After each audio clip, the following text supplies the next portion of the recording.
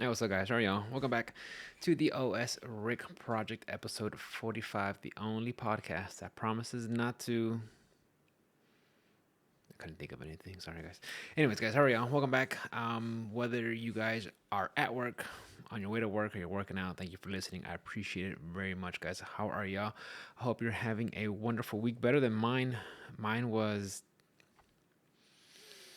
I think my face says it all. I don't even have my hair ready. My face is a mess. I don't like whatever. It doesn't matter. Doesn't matter. It's Friday night. We're here. We're recording it. I'm recording this podcast on a Friday night at 11:45 p.m. It's a late show, guys, but there has been a lot of news going on. A lot of things that I want to talk about. And just discuss it with you guys and see what's going on. And remember, guys, if you have any feedback, you have any questions, complaints, compliments, suggestions, all that stuff, hey guys, you can at me. I'm always down to have a civil conversation about anything, guys, because look, at the end of the day, we all love video gaming, and it affects us all in different ways. I like certain things, maybe you like certain things. I mean, we may not always, I might not always call everything a video game, but at the end of the day, this is a hobby that's going to be very subjective to each and every one of us, and I just love talking about it. That's why we're still here. Well, I'm still here doing it, 45 episodes later. So, anyways, guys, before we get started, how are y'all? What you been up to? Hopefully, everything is good. I've been playing. I haven't played much lately. I did wrap up Claire on Resident Evil, Claire's story on Resident Evil 2 Remake, and I played it as Leon and then Claire. Now I'm gonna go back and start as Claire and then play it as Leon, because I know from the OG version back in the day, some things will be in different spots. So I'm gonna give it that attempt. I'm gonna play it in that order and see how it goes. But overall, I had a great time playing both of those story scenarios on the game. Really fun. I mean, you guys have to play it. You guys have to play it. It's just a really good game. I picked it up back in the winter sale on Steam for like $10, and definitely worth it, guys. I picked up that one alongside Resident Evil 3 and Devil May Cry 5. I gotta go back to Devil May Cry 5. It's a fun game, but it wasn't enough where like I was hooked and I had to go through. I did like the characters, but again, I have a vacation coming up pretty soon, so we should go back and revisit it and playing as Nero, Dante, and V, and all the boys. So stay around for that. What else? Work was super busy, guys. I had it was just long, long, long. So I didn't really stream this much this week. I didn't get to play have a chance to play video games, which is unfortunate. But it is what it is, right? Sometimes we have obligations that we have to do. So, anyways, yeah, I think when we last left off, guys, the last two episodes were basically I recorded one and then I went right to another one that I released it a couple of days later. And then this one, it's not even been a full week yet, but I had so much stuff that I've written down over the week, over the last couple of days, that I figured I just need to get this out while it's still fresh in my head, because if I don't, it's just gonna be stuck in my notebooks. And I'm about to start another one. Okay, everything in Green Guy is PC stuff, so we'll talk about that later. But anyways, guys, let's get right into it from where we left off. One of my favorite developers, publishers, video game companies, Square Enix, they have been in a whole. They've been in my talking points recently, and for good reason, right? I'm sure you guys have also heard about it if you keep your ears to the ground or listen to other video game podcasts or listen to my boys, uh, uh, OS Onslaught and OS Chameleon, Ruben and Kevin. Check out their podcast, guys. They're always talking about stuff too. They might have brought it up, but Street Fighter. That's another franchise I love. We'll talk about that one later. Final Fantasy 16. It looks like it's gonna be, guys. I'm sorry if I might have spoke about this already, because sometimes they kind of start mending into each other. Like I said, I date my notes, but sometimes I might forget. But anyways, Final Fantasy 16 exclusive. I put timed exclusive for Sony. And the PC port sometime in the future? Question mark. I know I didn't get the source down, but I know they were having a conversation with some of the developers of the game, and they said that yeah, it's going to be coming out for PlayStation, and then eventually down for the PC. And I don't know how I feel about that, guys. Final Fantasy 16 for the longest, I thought I was excited for it, and then as it approaches the date, I find myself like not being as hype as I thought it would be. Mostly because I have this weird feeling it's gonna be more of Final Fantasy 15. And again, having more of the same, the more of something isn't necessarily a bad thing. But if you weren't a fan of it to begin with, then it might be hard to get somebody in on it. And I believe I'm in that camp. Final Fantasy 15. I remember playing it. I played it once. I did none of the DLC content, none of those extra chapters that came out. Once I completed the game, I was done. I put it away. I never came back to it. I never went back to find all the collectibles, to get all the other weapons, to find all the other like tombs. I believe that was what there was. I don't know if there was other espers or summons to get, but I did none of it. That game came and it went, and it was cool, but it wasn't Final Fantasy. And you guys have heard me rant and rave about this already for how many episodes now? 45. It's just it's they're shying away from that design, and they brought it up again.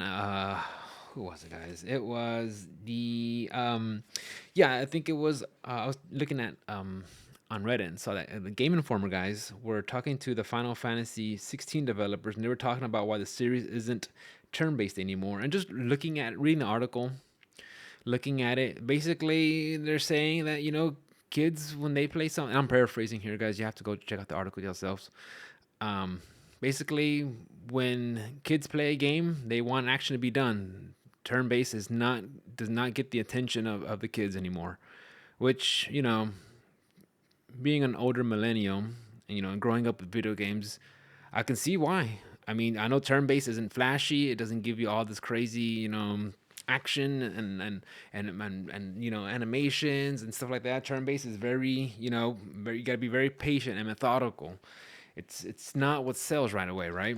If you can't market season passes with it, or skins, or have a battle royale ring that closes on you, I mean, it's going to be very difficult. And now, look, does this mean that's all the kids play? No, no, no, no, no, no. But for the most part, there's a reason why you see a ton of freaking BRs coming out. There's a reason why you see a bunch of first-person shooters come out. They tend to bring in the younger crowd, and the younger crowd, the more they talk about it, the more they play it, the more they spend. I could see why it's difficult to want to launch a turn-based RPG in this current climate, because your older millennials, some of us are still here. Some of us are still here, but sorry for my hair, guys. My hair's a freaking mess. But a lot of the older, that's I'm in the minority here. I mean, they're not making games for me anymore. So them going away from that, it just makes me think about Final Fantasy 16. It's like, man, I kind of want to play it. I want to give it a shot, but man, do I feel like it's going to be another Final Fantasy 15. It might be one of those games where I was in the camp of auto buy day one to let's sit back and wait this out. I'm very fortunate that I have access to a PlayStation 5, but let's be real here, guys. They are readily available now. So it's not, that shouldn't be an issue. Final Fantasy, when it comes out to consoles, for the most part, have been on a positive note. I do remember looking at a video from Digital Foundry when they were taking a retrospect at Final Fantasy. What's the one with lightning, guys? 13? 13 and 13.2 and 13.3. They did talk about it, like there were some issues on the Xbox 360 compared to the PlayStation. Blah blah blah. That was back then. But usually when it comes out for the Sony PlayStation, Sony's PlayStation console, they've been pretty positive, and I feel like that's gonna be par for the course for Final Fantasy 16. It's when they come out for the PC. is where you feel like maybe they took some shortcuts and not properly optimized, but that's not really Square Enix. And now it feels like that's everybody nowadays. I mean, how many times do you hear like, oh, we're gonna stop, we're gonna just drop ray tracing because it's not working for the game, or we're just gonna use DLSS, deep learning super sampling, proprietary NVIDIA feature, to make the game better. I mean, we see it way too often now, especially for when it comes on the PC side. That's why I had the other episode called PlayStation Master Race, because it almost feels, guys, call me crazy, that maybe the games are just better optimized for the console. And I mean, I've talked about it with my friends before. At I feel at this point now, okay, at this point before the new gen of CPUs, the AMD 7900 and the 40 series from NVIDIA, before those were released, it felt like that gap between console and PC was very close. Like console was catching up. Um, these new GPUs are freaking beasts, and they come with their own issues, of course. Everything that's new does, right? But it feels like, if you're just playing everything on your console, you're not in a bad spot, especially if you're rocking the PS5, right? So yeah, Final Fantasy 16. Uh, I think I'm gonna just have to put that on the reserve side and wait, or maybe once it gets closer to release, I'll be more. No, I'm looking down to make sure I was recording, guys. Maybe now I'm just gonna have to be, just be more cautious when it comes out. Or like I said, maybe once it gets closer to release, I'll be more excited about it. We'll see. I'll keep you guys posted, and we still have a while. We have lots of games that are gonna be coming out until then. Still staying on the Square Enix subject. I mean, Square Enix, like I said, I'm always watching what those boys are doing over there. It looks like the Luminous Production, the company, the little internal studio in Square Enix that helped create Forspoken. Looks like they will be merging with Square Enix on May 1st. Is that a bad thing? Good thing?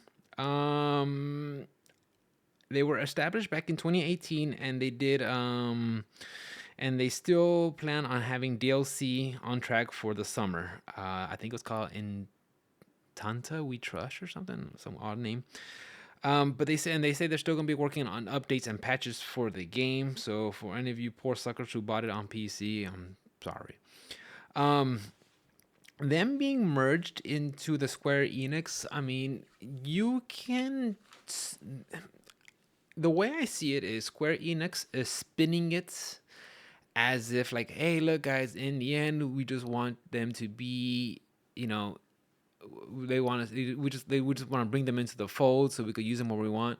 But honestly, I feel like Forspoken was such a rocky launch that they figured we're just gonna we're not gonna like break y'all up, but we're gonna just move y'all around. Maybe some of y'all gonna get cut and put y'all in different places, and basically whatever you guys are doing, you're just gonna assist with other games are doing. Yeah, I feel like they were just spinning it like a positive thing, but honestly, I think it's really just showing you they put their eggs in this one basket, and this basket just happened to be just not really good. Um, I think Forspoken came out, it had a buzz about its performance and coming out, and then everybody saying it was just a super average game, and then it's gone. Goodbye. I mean, at this point, I listened to my friend's podcast. I talked to my friends about it. You can't be an average game anymore. You have to be, if you want to be something that people talk about, you to have a buzz going around it. You have to be a great game right out the gate. Um, you can't be mediocre at launch. It doesn't fly that way. And I think Forspoken was just that. It was probably an okay game. It didn't do anything safe outside the box. It probably had that Final Fantasy, the Square Enix flair of having some flashiness when it comes to those sparks when it comes to some of the graphics. But beyond that, though, it is what it is. Luminous Productions being just merged into Square Enix. It doesn't surprise me. It really doesn't. It almost feels a lot too. Just with a lot of things that Square Enix has been coming out with have just been lukewarm at launch. mediocre, or I mean, I just haven't seen anything that's great, and that's coming from a Square Enix fan. You know, I thought I was excited for Octopath Traveler 2. I downloaded the demo. I just have yet to play it. I mean, of course, being older now, I don't have as much time to play as games as much as I want to. But then at the same time, it's like when it does come down for me to have time to play games, I'm going to play something that I really like. That's why I've been playing Resident Evil.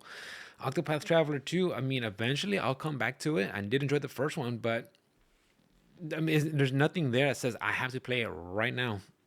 So, with that being said, it looks like the Square Enix president Yosuke Matsuda is stepping down. He's going to be stepping down once it gets approved by a shareholder meeting in May, and then the new president will be Takashi Kiryu. I might have said that wrong, guys. Sorry. Um, at this point, I'm saying, yeah, go for it. Get somebody in there, because I mean, how many times have we talked about how Mr. Matsuda was talking about NFTs, blockchain games, and stuff like that. I mean, maybe he hasn't woke up to and smell the new crypto, because that is like non-existent anymore, right? I mean, well, crypto's still around, but it took a big dive. NFTs, we saw where that was coming. And look, I've said this 100 times already, guys. I'll say it again. The idea of how NFTs can be used, I think that's awesome. I think that's wonderful when you want to use it as for receipts or contracts, something to have tied into the blockchain so people could see what it is for transparency. That's great. But when you're trying to use this new technology that isn't regulated yet or has very little regulations on it, there's going to be people who are going to try to make a quick buck, try to make a scam, and then at the end of the day, they're going to try to get people to invest into this, and then it's eventually someone's going to be left holding the bag, and then it's going to be worth nothing, right? So honestly, like, until you can actually make something fun out of this, that's legitimately fun to play with. I'm sure you could probably be creative and think of an NFT game that could be fun, but if you're gonna try to have an angle of making money off of this, that's just not how it's gonna fly. And I understand, like, these are billion-dollar corporation businesses, right? They got to make money, but if that's your angle, just to make money, I mean, you honestly have a better chance of just staying with stupid gotcha games. I mean, because up to this point, they're kind of tried and true, right? Depending on how good you have it, you could probably make a air quote good gotcha game and have people stick around for it, right? We've seen those, we've seen them, But if you want it, you're just gonna use it to just make something NFT just to make money, just to get an NFT of Cloud and his bike. I don't know. So yeah, I think it's time for Mr. Matsuda to step down and bring in the new Mr. Kiryu. Kiryu, man. If anybody who knows how to say that right, please let me know. So, sometimes a company might need that, just a new, fresh set of eyes to think outside the box. Think of of something new. Think of a better plan. Maybe have a different perspective on something. Because honestly, this is not working out. Square Enix has not been stellar. I mean, look, was I excited for Final Fantasy VII Remake when it came out? Yes. Am I still excited for it? Yes. I say hesitantly. But then again, there's some time I haven't. But then again, I have like mixed thoughts on it. Like when I actually like think critically of it. Like, yeah, I enjoyed my first pass through with it, but damn, man, I don't know. It's not 100% shoe in. There's lots to be desired when it comes to Square Enix. So a lot of Square Enix stuff, guys. Luminous production being merged. Oh yeah, I mean they also had a whole bunch of other games that just came out. We had. I think we talked about it already, guys. I mean, they have some games come out, but they're just. I'm gonna be just kind of segueing into different things, guys. So, and I might be bouncing back and forth. Okay, so bear with me, right? This is the method to my madness. Bethesda's Starfield pushed back to September 6th. Originally, so the original release date, guys, was November 11th, 2022. And then it was pushed to the first half of 2023. And then, yeah, and then it finally got announced on I saw it on Twitter that they got pushed back to September 6th. Okay. They also say that this will be a $70 Microsoft game, and air quotes, I'm paraphrasing. Well, I'm quoting this part right here, right? It says it reflects the $70 price tag reflects the content, scale, and technical complexity of these titles, and also to be available Xbox Game Pass day one. And also, guys, Xbox Showcase on June 11th, which I think they had one um on June of last year, because I remember that's when I was launching my podcast, and that was one of my starting topics. I think it was like Summer Game Fest and Xbox Showcase in June. So, um, yeah, I think we'll get more news when it comes to that. Are you guys excited for Starfield? You know, when I first saw the trailer last year, I thought I was excited, and then after a month, when I didn't hear anything about it, my I just didn't care anymore. And then like, oh, Starfield's coming out. I don't. I want to say I'm excited, but then I'm not. If I would be excited about something, it would be the next Oblivion series, Elder Scrolls series. Skyrim has a lot of positive memories, but then again, it's the nostalgia, and every time you look back at nostalgia, you remember all the good things, and it's not to actually play. We're like, hmm, yeah, this is a 2011 game for sure. Um, yeah, Starfield, push back. What do you guys thought? What are your thoughts on it? Are y'all hype? Honestly, I don't. Being a Bethesda game, I think it's gonna be rough at launch, guys. I really do. I think it's gonna be. I think it's gonna be a little rough. I don't think. I think they're overplaying their hand. I think this game's gonna be very ambitious, which props to them. Look, kudos to them if they can pull it off without a hitch. With a minor hitch, I'd say great. But honestly, the way things have been going on, I just don't know. I don't know, and I think I'm not excited for Starfield. Yeah. Speaking of Microsoft and Xbox, Guilty Gear Strive is now available for Xbox and Windows and has cross-platform gameplay. That's awesome. Guilty Gear Strive is my go-to fighting game now. I've been having a good time with it when I do play it. I haven't played this week, of course. Work been crazy and all. But that's what you want to see. You love to see it, right? Having fighting games, having all the crossplay. I think that's the brand. That's the new norm. You got to have that now. I mean, obviously the robust online gameplay, but the crossplay, and I'm glad to see it, especially with Guilty Gear. I think Guilty Gear is a really fun game, really good game. If you like fighting games and you have not got into Guilty Gear, what are you waiting for? This is a good one to get into. I think it has the makings of a really good, first Guilty Gear game for anybody. And this is actually, and I say that, I say that, I'm gonna have confirmation bias, right? But this is the first Guilty Gear that I really sat down with, and I have been having a great time with. I did play Guilty Gear Xrd when it came out, but I only just kind of mashed buttons and goofed off. It was something that we just put on when we didn't want to play Street Fighter or whatever fighting game that we had on. It was just there. But we never took it seriously. Guilty Gear Strive is the one I actually sat down and put the most hours in playing. I started off as Kai Kiske, then I tried Ram for a while, then I finally settled on Leo Whitefang. But it coming out for Xbox, Windows, and having cross-platform play, I think that's wonderful. I can't wait. If you guys are fighting game fans, play Guilty Gear. It really is a good game. It's fun. Um, Speaking of fighting games, Street Fighter. I like this note real quick, guys. Sorry. Street Fighter recently had their Street Fighter Duel, or Capcom finally had Street Fighter Duel come out. Mobile game, whatever. I don't like that shit. But look, apparently, you could get a skin for Sakura that costs $100. But $100 for a skin, Rick? Like, no. Capcom does, or whoever the freaking makes the game. I don't know who freaking whatever.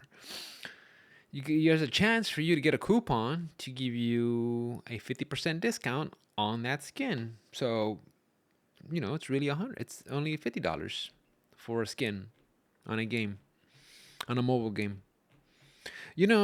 As much as people give shit about NFTs and stuff, and rightfully so, right? Rightfully so. If you think about it,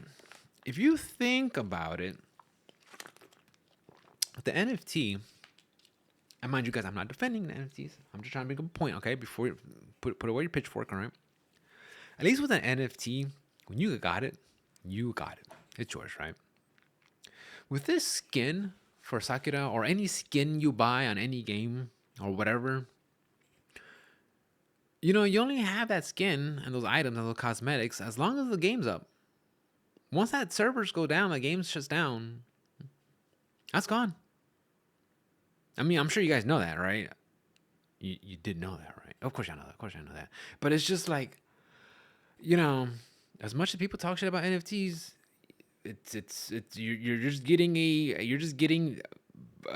skin, whatever, which is it's just stuck into that. You guys know, I hate this stuff. I hate this stuff. I just want to tell you guys. That way you can learn. Get away from don't play the stupid gacha games. Wolong Fallen Dynasty has been released. It is out. It came out earlier this month.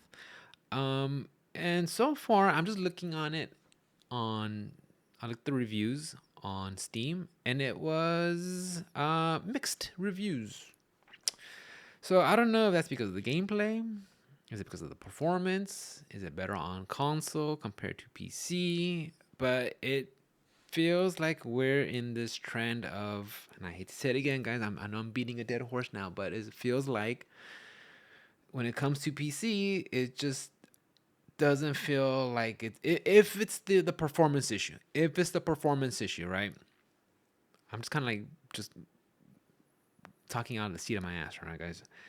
Maybe it's the gameplay. Maybe the gameplay sucks. I don't know. When it comes to Komi Tecmo, I think it was Komi Tecmo. The same guys who did Nao. I really didn't care much for their action adventure games, and that's what I'm gonna call them. I'm gonna call them action adventure games. Okay. I didn't care much for them. I played them once, and I thought, okay, this is cool, and then I never went back. Wolong, I think it's just in the same camp, guys. I don't think I care for it. I really don't. If you guys are playing it, please tell me. Please talk to me. Let me know what you like about it. What's fun about it. I tried watching some like Twitch gameplay on it, but nothing. It just did not hold my attention. I know, guys. I'm terrible. For someone who's a gamer.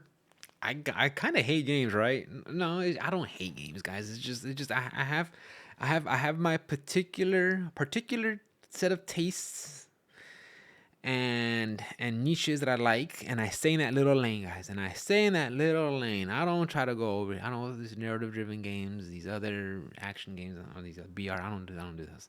I like what I like, and that's my story. That's what I'm sticking with, guys. Yeah, mixed reviews. Suicide Squad, Kill the Justice League. So I think we talked about it before. That was like the main game they showed. That was the game they talked about the most at the very end of the last Sony State of Play. And I gave you my hot take on it, my impressions, what I thought about it. Make sure you guys check out those other episodes to get in detail about what I said.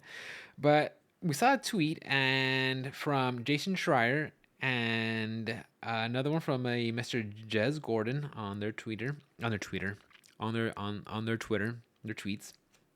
sound like a fucking boomer when I say that. But it looks like it's been delayed to quarter 4 from the original from. Well, it's been pushed back. It's been pushed back, pushed back. It was supposed to come out in May, and now it looks like it got delayed to Q4. So apparently, just look at these tweets from Mr. Corden, and Mr. Schreier. It looks like the showcase from the Sony State of Play was poorly received by fans. Wow, that has to suck because I mean, okay, first of all, as I don't develop games, right? But I'm sure when you are creating something and you feel like this is the best work you've done and poured all this man hours into it, you and your team. And I'm not saying they're in the wrong here, right? But when it gets poorly received and then you kind of like a week later have rumors about it getting pushed back, like, damn, that has to suck. That has to suck, like, because, I mean, and let's be honest here, guys. When I looked at that trailer, too, damn, man, it looked. Just go back to that last episode and look at it more. And then I talked more about how about with, cosmetics and season passes they're going to be having with that game. But apparently that game's getting pushed back. What are you guys' thoughts on that? Are y'all surprised? Are you still going to get the game day one? Is it on your radar? Are you excited for it? I feel bad for the folks that are like the hardcore like comic book fans and that only get games that are based off of comic books and then they get it and they're like, oh, this is it. I mean, that has to suck, right? I mean, imagine those poor folks that got Marvel's Avengers on day one and then realized, oh, this is it. I just feel like Suicide Squad. I mean, we need to save our judgment, right? I mean, there's still a lot we haven't seen. We've just seen that little bit from the State of Play. It could be a wonderful game. Maybe something happened and they want to put more polish onto it or something, right? And we're probably gonna get that freaking, the go-to standard. Look, guys, we want to bring you the best possible polish to this game, and to do that we're gonna have to delay by a few months. We want to say we had to come to the very unfortunate decision of having to push our game back, but to give you the best possible content and polish, we're gonna have to push the game back to what you call it. It's gonna be something along that cookie cutter, apology for why we're gonna push the game back. I mean, at this point, guys, none of us are surprised by it, right? So yeah, that's gonna be setback. Not surprised. Before we get to that. Also, guys, Capcom had their Spotlight showcase the other day, which I saw it. I enjoyed it. It was fun. It was cool. It was like maybe 30, 40 minutes of it. They talked about some stuff. I'm not going to talk about every single thing because there are some things I just did not care about. I think it was like something ghost. I don't know. I didn't write anything about that. They started off with Mega Man Battle Network Legacy Collection. A bunch of, honestly, I'm a Mega Man fan, but I'm not the biggest Mega Man fan because I did not know these games existed. I've always thought of Mega Man, like like the NES, the 8-bit Mega Man that go from like Mega Man that to like Mega Man up to like Mega Man. It was 10 to 11. I think 11 is the latest one. And then when they had this other series like the Mega Man X series, which Mega Man X, guys, if you have not played that one, is really good. I like it a lot. I remember playing it back in the day on the Super Nintendo. Totally enjoyed the series. I played like the first 4 of them. I don't know how far they went up there, but that's always been my experience with Mega Man, and of course Mega Man Soccer, the greatest Mega Man game ever. I had really good time with those, but I did not know these Battle Legacy games exist. I remember he and told me one there was like a open, I won't say open, but kind of you could explore like a RPG esque Mega Man game. I forgot what it's called. I remember he showed me talk about it, but it didn't draw me in. But I've always been, when I think of Mega Man, I was thinking, side scrolling, defeat a boss, get the weapon upgrade, use that weapon upgrade to go to the next boss, and then blah blah, and get upgrades along the way. But yeah, with this Battle Network Legacy, they showed some stuff off. I'm like, okay, some cool, but it's not gonna be for me, guys. It's just really not. Then they went into a Street Fighter 6 trailer. They showed Cammy versus Lily. That was good. and then they showed Zangief versus Marissa. I think I'm getting more and more excited about this game, but there was one thing that made me hesitant about getting this day one. And I know, guys, this is really weird. This is really weird, but they were talking about implementing a Capcom ID. And look, I know, guys, look, at this point in this day and age, you're signing up for different things here and there. You know, log into this, give us your email, we'll send you a confirmation. You're now in. And there's some things, and I'll admit it, guys. Look, there are some things that I have that you have to log into to get access to, and I get it. I get it, but I try to keep that down to a minimum, as least as possible, than I have to. I don't want to sign up to different things each and every time to play games, having to log in and track all my information. I know that sounds weird, right? It sounds like I should have a tinfoil hat, but when I was talking to my friend Shane, like the more of the information you put out there, the more. I'm just one out of a million. The numbers of me being picked is astronomical, right? But still, you are putting a risk of putting information out there. And then I was thinking, well, Street Fighter 4 came out. Did you have a Capcom ID on there? I'm like, did I? Was Capcom ID a thing back then, or was it just linking your PlayStation ID or your Steam ID to the game? That way, they could search you up on the Capcom Fight Network. I don't remember having specifically a Capcom ID. So I said, well, maybe I did. Maybe I didn't. I don't know. How can we find out, right? So I went to Capcom. I went to log into Capcom ID. I was like, well, I don't remember writing down a password, but it doesn't mean I didn't ever write down. Because how many times, guys, do we make a password and then just have the web browser remember it and then just use it every time we get in? I'm not the only one, okay? So I figured, well, okay, let me see. So I entered my email, and then when it came to password, it's like, okay, I forgot password, right? And they said, we'll send you an email to get you a confirmation to get into your Capcom ID, right? And then I'm checking my email now again in case something's changed since then. But I have gotten nothing from Capcom saying they're retrieving my password for my Capcom ID. So I never, technically, I gotta check my spam folder. Maybe it's in there, right? But so far, I have not. It looks like I've never signed up for a Capcom ID. Now, I'm hoping. I really am hoping that you don't have to have one when you play Street Fighter 6. Because honestly, guys, that's one of the reasons why I have lost interest in Riot Games Project L. Because I know you're gonna have to sign up. You're going to have to sign up and give them your information to play the game. I know, guys. I could hear y'all right now. What's the big deal? Why? Like, no. You see, guys, the thing is, you can't be conditioned to constantly just give up your information. Unless it's something you really want and gotta have. It's just I just find it difficult. I mean, it's difficult for me to want to just hand over my information. And look, I'm not trying to be holier than thou. There are some things I do give my information on, but you have to be cautious, guys. And that's what I'm just trying to say. That's what I'm trying to put out here. Just be cautious, all right, with stuff like that. I'm really hoping I don't have to make a Capcom ID, because when I found that out, it really just kind of like, whoa, Nelly, hold on, Rick. Let's not be too hasty here, right? Let's talk about it. So we'll see. We'll see. As closer as the day comes, I don't know. I just like I said, I'm just really weird when it comes. Well, I'm really weird to begin with. Y'all guys already know that. I'm just really weird when I have to put more information, more out there in the ether than I have to, right? Especially after having a conversation with my friend Shane. They also said Capcom will be turning 40. I didn't know they were that old. They're older than me.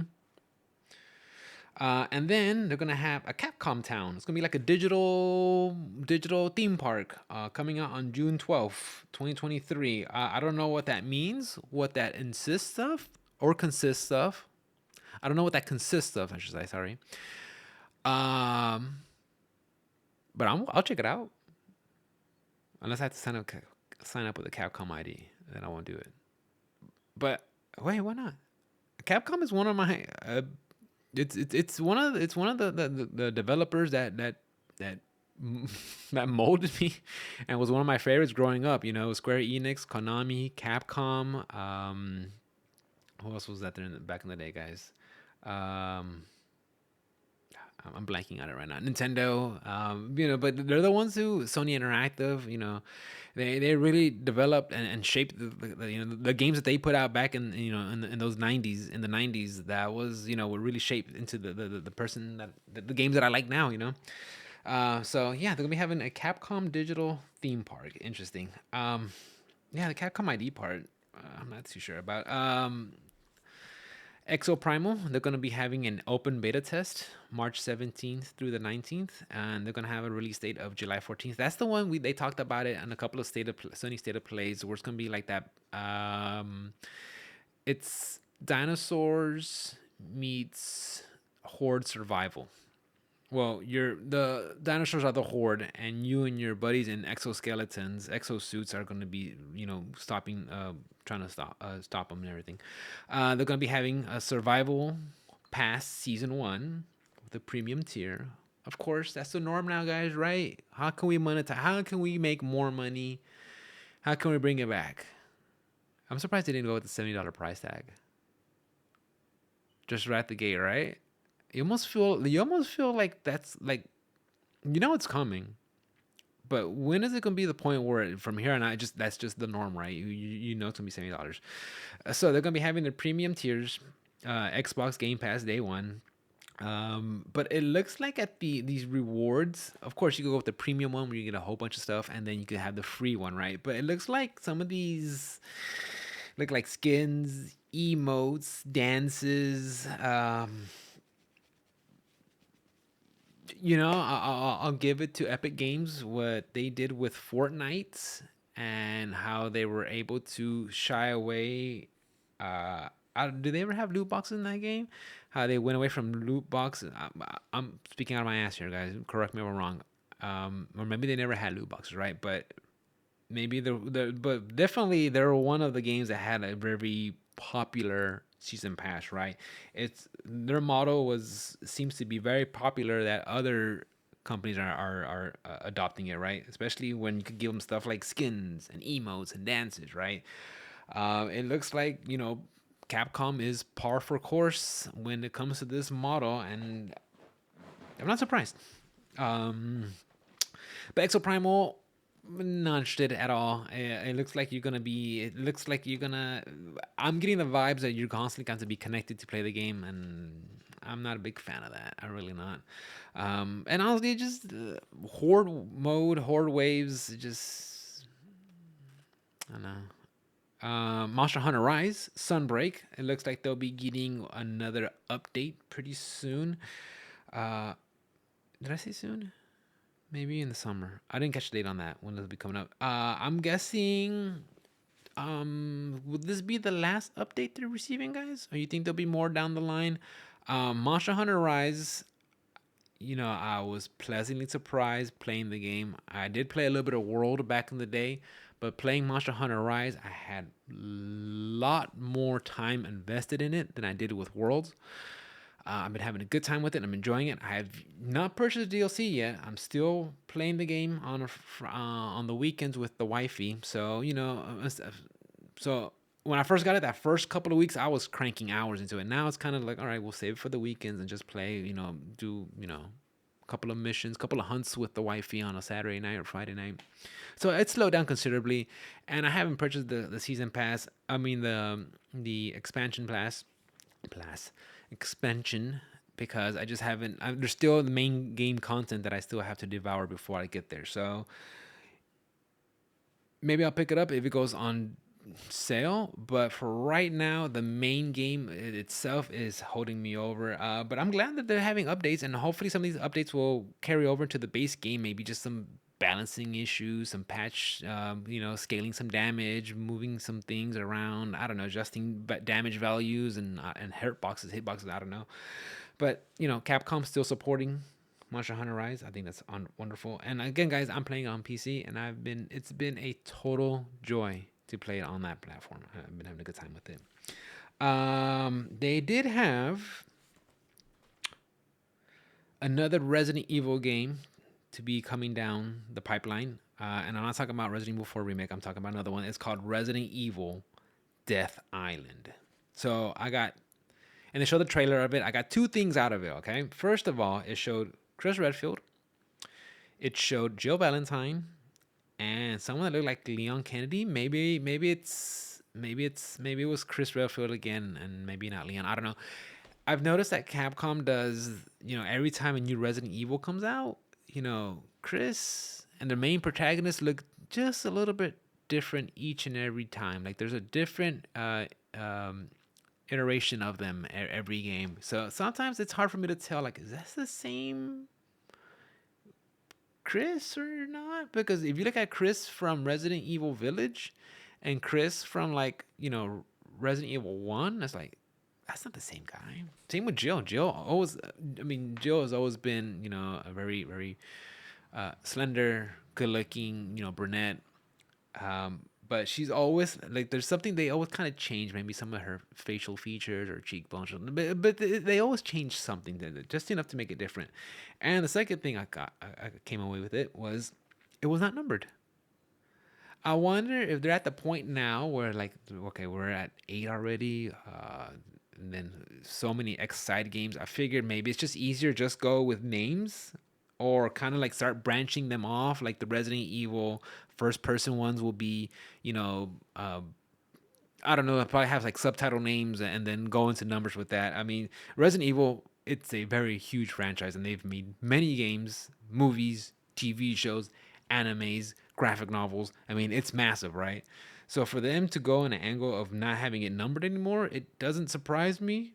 But whatever Resident Evil Death Island is, it looked like, I think they said something about Alcatraz. So maybe like those pesky umbrella guys are up to something, and the stars have to go. Are they still called stars? Well, maybe they have to go over there and fix it. But anyways, at this point, I will be excited for it. I'll be keeping my ears to the ground for more of the RE Death Island.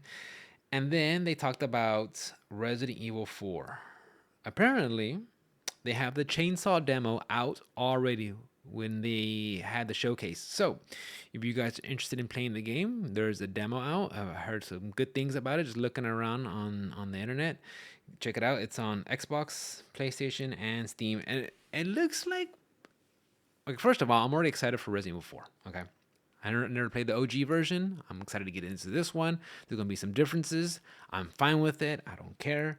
But looking at some of the gameplay, it looks like Leon could do a lot of cool stuff. Like, he looks like he could parry some attacks and everything like that. And to me, that just seems fun. I like it. I like it that you could actually interact and participate more in the combat. And I think I said this before, guys, and I apologize.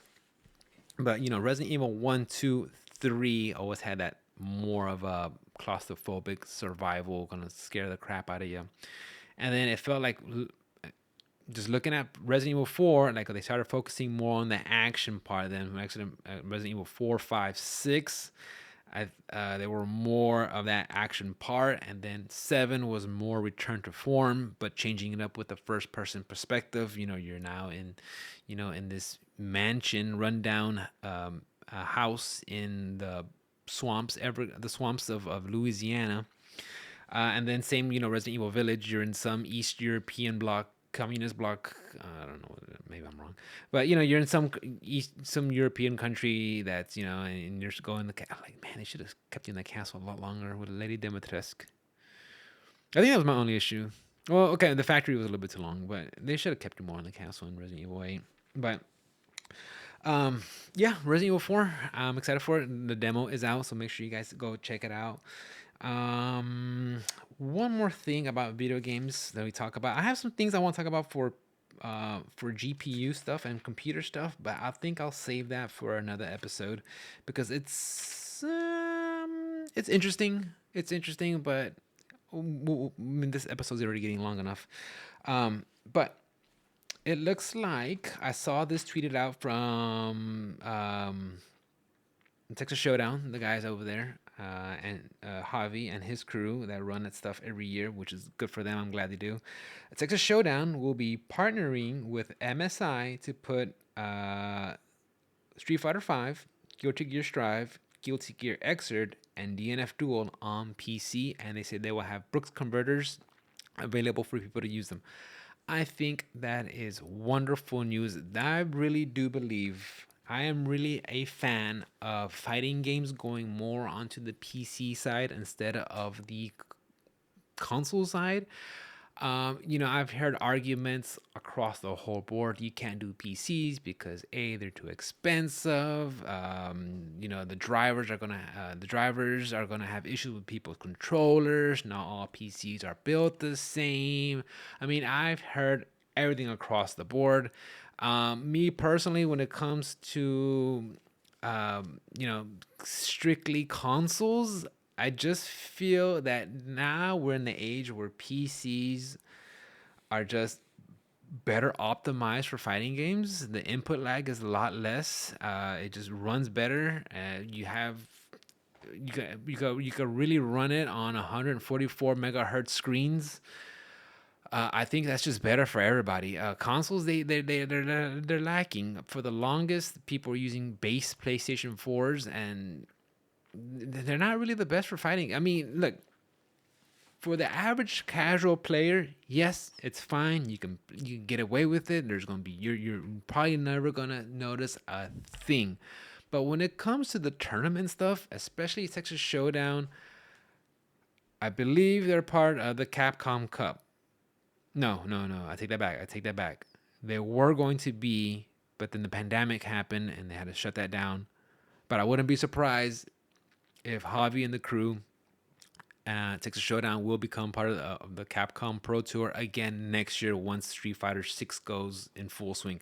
I wouldn't be surprised, but I don't think they're part of the CPT this year. And rightly so, right? Because Street Fighter 6 isn't out yet. And we had Capcom finals last month. So, yeah, with games going, what was I talking about? With console games, I just feel like it is just okay. I remember now. I'll come up with casual. If you're just a casual fighting game player, if you're playing on the PlayStation, you're fine. You're probably never gonna notice a difference. But when you're in the tournament scene, this is a big one. All right, it's not the biggest one. I mean, I know CEO still up there. CEO's up there.